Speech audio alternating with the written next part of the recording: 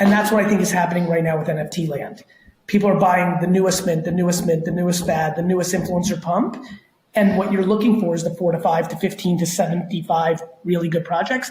I believe the only way you even have a prayer is to make a judgment call on the founder. All right, Gary, first off, thank you so much for doing this. It's Monday night at 7 p.m. So I appreciate you jumping on to record a podcast with me. Thanks for being here. Happy to do it, my friend. So I got a bunch of questions, right? I think one of the most obvious things is like people have heard about NFTs for a long period of time. And most people, it takes some period of time before they actually get it, before it clicks in their mind. What was that for you? Was it the community? Was it just the fact that you could now own something on the internet digitally? Like what clicked in your mind where you said, holy shit, this could be huge? That I believe that people communicate through what they buy more than anything humans do on earth. And that once I understood the complexities, but actually the lack of friction, with my anticipation that the tech infrastructure was going to get simpler by the day, that Coinbase had gone public. I think a lot of people are confused that it takes 67 ingredients for something to pop off. That sports cards had exploded in the last 3 years. That the Robinhood crowd and Reddit crowd was grooming. And you had youngsters thinking of themselves as investors, as popular culture.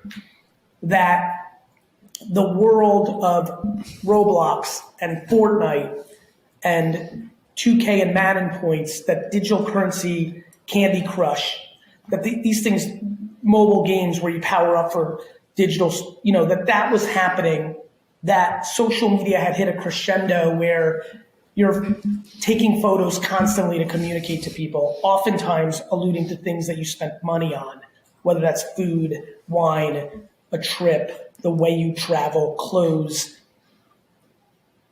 I just had put in enough work in a concentrated period of time where I realized, people are going to buy these things because they're going to want to communicate with their friends.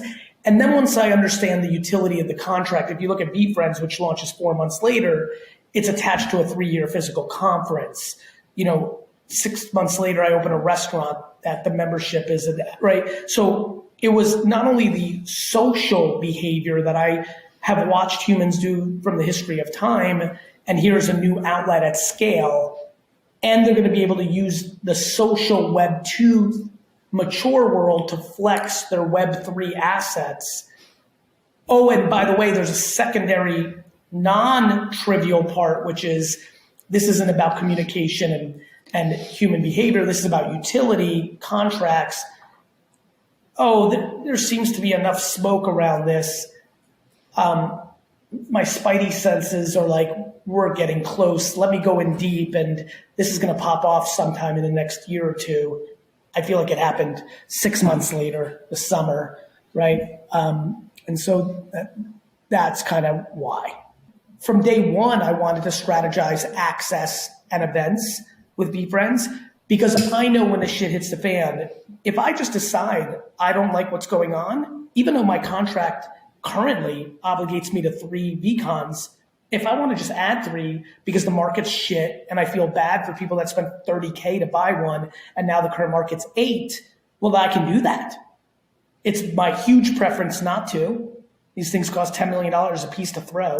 I don't have a lot of time. I'd like to do other things. But if I want to, because 40% of my holders bought at the height of the market and I feel like I want to, oh my God, I can. And that's very different. Once I understood that power and I knew myself, which was I will never compromise my reputation for money. This is built for me. That's why, Joe, I went full steam because I knew that I could protect myself by always providing value to the original holders in perpetuity. So the answer is yes. Now, that comes in a lot of forms.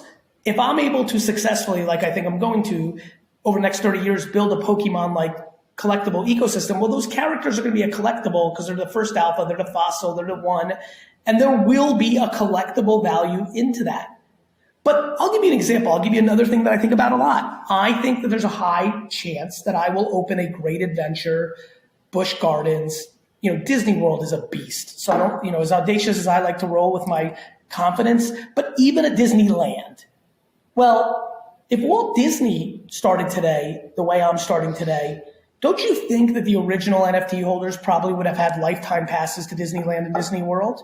Because I can tell you right now, I'm putting it on film and audio. We both look young, and by the time I execute this in 30 years, we won't look this good. So the split video that I make then is going to look funny. But every V1, VFriends holder will have a lifetime pass with that to the amusement park. And that's like 26 years from now, value creation. And I will continue to provide value in how I navigate this. Even if I horribly fail in my quest to make people care about these characters, I can turn these tokens into business partnerships, business mentorships, access to me, and a million other things. How do you think, this leads me to the next point, which is like the macro view, kind of stepping outside of just NFT specifically. And I know you spend probably the majority of your time thinking about NFT specifically and how you can provide value to the people within your project. But if we zoom out and we just look at crypto, do you worry much about how Bitcoin, Ethereum, any of these other assets are doing on a day-to-day basis? Or are you more focused on kind of just NFT landscape and the rest will take care of itself? More number two, though I'm a human being and I'm paying attention, I'm always paying attention. Obviously, in the time we filmed this, we've had a real correction drop, whatever you want to call it, bearish event since mid-November. Early November. No, I don't get fixated on the short term. There is no scenario where the consumer blockchain is not a part of our lives in perpetuity. Yeah. There's no scenario. The cat's out of the bag. They exist. It's over now. Yeah, I think I probably agree with that for sure. And one of the things that I give you a lot of credit for, both here today and publicly, is like you've been very open and honest about the risk associated with this stuff, right? And I think that that's a good thing because ultimately there is a lot of risk. There's a lot of projects out there that are not providing any value really, and people are buying into them for the exact reasons that you mentioned earlier, that they just want to flip them, they're coming for profit, et cetera. And you're going to have that everywhere, right? I don't think that means that NFTs are worthless. But no. One of the questions I got when I tweeted out that we were going to do this was, people were responding and saying, hey, look, Gary has said 98% of these projects are going to go to zero, right? They're worthless. And maybe 2% are really successful and they end up being worth a lot. Is there like an established criteria in your mind of, hey, these are the things that I look for in a project to make it valuable of those 2%? Yeah, the only thing I look for is the founder. It's the only thing I know how to look at. Meaning there'll be tons of things that are for Mark Zuckerberg, first-time founder. Right? Like the Google guys, first-time founders. Sarah Blakely, first-time, like. And you would have missed those, but you're okay with it. Yeah. Mm-hmm. In something this volatile. This is so volatile that if you're really, first of all, you have to spend money that you can afford to lose. Like you have to. Like if you're listening right now, if you're investing in NFTs, it has to be a sum of money that you can afford to have to go to zero. People playing with their real life on something this volatile are in a very vulnerable spot. What I worry about is that people don't understand the macro and the micro or the nuance. You could buy 17 projects of NFTs. All of those could go from you spending $900 a piece down to $12, and NFTs can still win as a genre. It's called sports cards. It's called comic books. You could have bought $1 million worth of comic books in 1979 and not picked X-Men and Spider-Man and Superman and Batman. You might have just decided. I'll give you an example. I invested tens of thousands of dollars when I was 18 into Valiant and Image comics, all of which have gone down to basically zero. But had I spent that same $10,000 on vintage X-Men and Spider-Man and Superman comics, 20 years later, I would have done well. I picked the wrong comics. I lived that actual life. Actually, this is a really good one. I'm going to use this a little bit. I picked the wrong comics, but I was right about comics. I saw back in 1999 that nerd culture was going to become mainstream culture. I was right. I was buying toys and comics. But instead of buying a bunch of Toy Biz Invisible Women and Iceman figures for 80, 90, and $100 at shows, I should have been buying, Transformer Gen 1 in package. And that's what I think is happening right now with NFT land. People are buying the newest mint, the newest mint, the newest fad, the newest influencer pump. And what you're looking for is the 4 to 5 to 15 to 75 really good projects. I believe the only way you even have a prayer is to make a judgment call on the founder. How do you think about people that look at NFTs and say, I get it, but do I have the time to dig deep in Discord communities? Do I have the time to look at every project? Just walk me through your thoughts.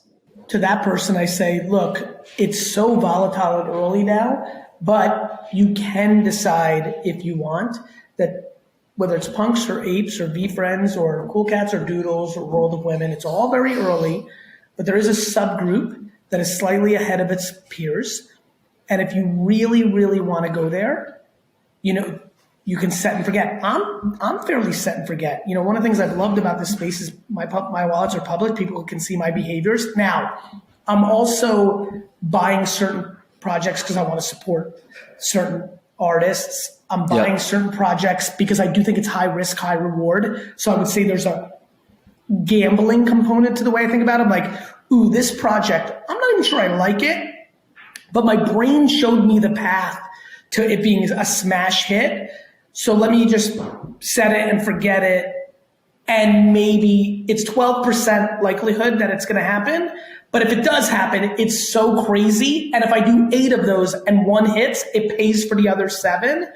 And the reason I keep telling people not to buy what I buy is I genuinely believe that 90% of the people are day trading. They're completely day trading, which, by the way, this is the world. Most of the world has got freedom. Do what you want with your money. I surely can't set or tell people what to do with their money. I also think that when you day trade, what I'm fascinated by is these day traders are mad at the founders of projects when their product isn't pumping every hour on the hour. And I tell a lot of founders, I'm like, you're listening to your Discord. And your Discord is filled with people that are looking for super duper short term ROI. And you're building a project that you want to be your project for the rest of your life. Those interests don't align. I don't think a lot of people are navigating their projects properly right now because they're playing boy that cries wolf, because they're doing something every hour on the hour to appease people in the Discord who are not their community, who are there actually to do their own short-term pump for their own value. And I think that a lot of founders are going awry by over-listening to people that have their own financial vested interest in mind in a very short period of time versus the founder navigating her or his project in perpetuity. Yeah, I mean, you're an investor. You get this more than anyone. Everyone wants to be an investor, right? There's a bunch of solo capitalists. Everyone wants to go out and invest money in these companies, whether private or public or whatever it is.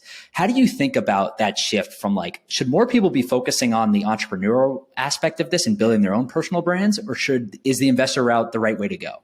I think self-awareness is the right way to go.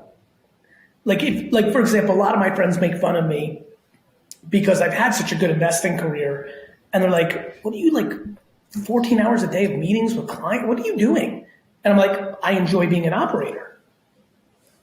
And so I think, I have a lot of friends who've transitioned and jumped up and down to both, from operator to investor, from investor to operator, investor, operator, investor, operator, operator, investor, operator. And they've done the whole 9. And I think, there's a lot of people listening right now that should never be either. That should be a number 6 at a great company. I've talked about this in the past a lot, and I've gotten incredible emails from people who sought out a great company, Calm. I remember somebody sent me an email. They're like, you changed my life. I was listening to a podcast. I thought I had to be a founder because it was cool.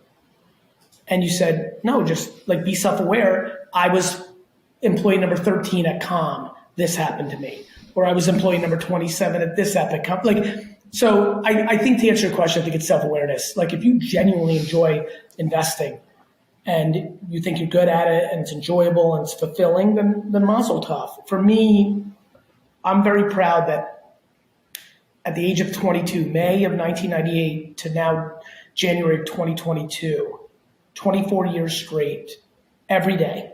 I have been the sole pressure on my back to make payroll of a business, every day. And I successfully built my dad's business. I built one of the largest agencies, independent agencies in the world. I co-started and sold Resi. I co-started and sold Empathy Wines. I've got V-Friends, which I'm operating. I have a lot of pride in being an actual operator. I always smirk because I've done such a prolific job with social content, and social content is just like a amuse-bouche. It's not a real meal.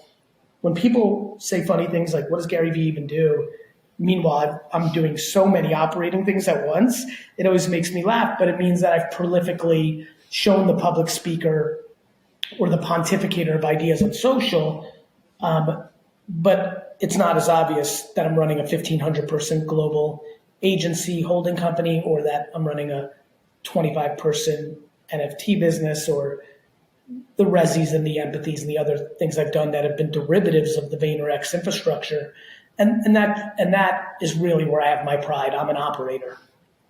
Giving up the first 12 years of my career, and I mean really giving it up, 7 days a week retail, never getting paid a lot of money, building a business that I left at 34 years old with nothing and no ownership of, is disproportionately the greatest accomplishment of my career, because emotionally it strikes me on every tear duct I have in my body.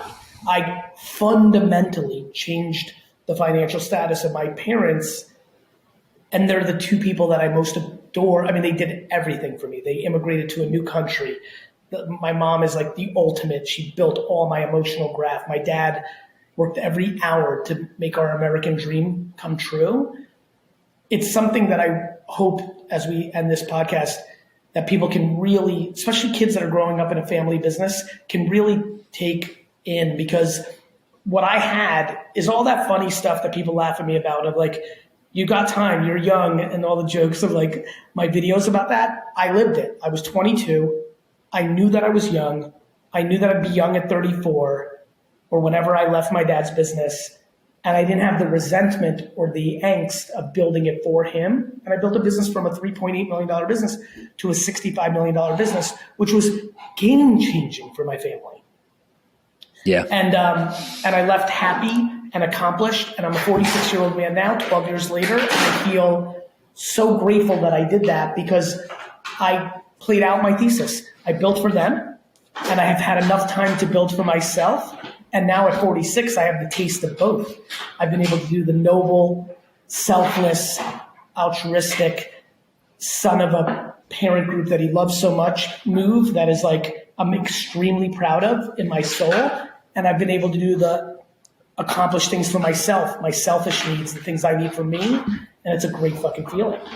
Yeah, I really respect, and I mean, that was obviously a great answer, but I really respect everything that you, your brother, your whole family is building, right? Because I see a lot of parallels in my life where I get a ton of enjoyment out of doing things with my family, with my brothers, with my parents, right? And it's like by far and away the most rewarding part of any of this is the money doesn't come with you, right? So it's obviously fun to win, but it's more fun to do it together.